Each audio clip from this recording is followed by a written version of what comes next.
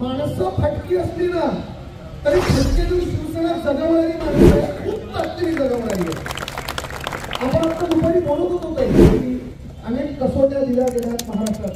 मी पुन्हा सांगतो काही महाराष्ट्रातल्या इतर जिल्ह्यांनी इतर मतदारसंघांनी कदाचित कसोटी दिली असेल. ठाणे जिल्ह्याने आणि ठाणे जिल्ह्यातल्या शिवसैनिकांनी अग्निपरीक्षा दिली आहे 2 वर्ष.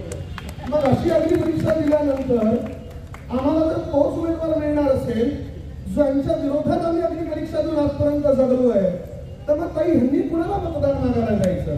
म्हणून आमची पुन्हा विनंती आहे की आमचा उमेदवार आम्ही ठरवलेला आहे, एकीने ठरवलेलं आहे. ठाणे जिल्हाध्यक्षांचे आम्ही स्वतः उद्धव साहेबांना सगळेजण भेटायला गेलो होतो. ठाणे साहेब सगळेच सन्माननीय व्यासपीठावरचे होते.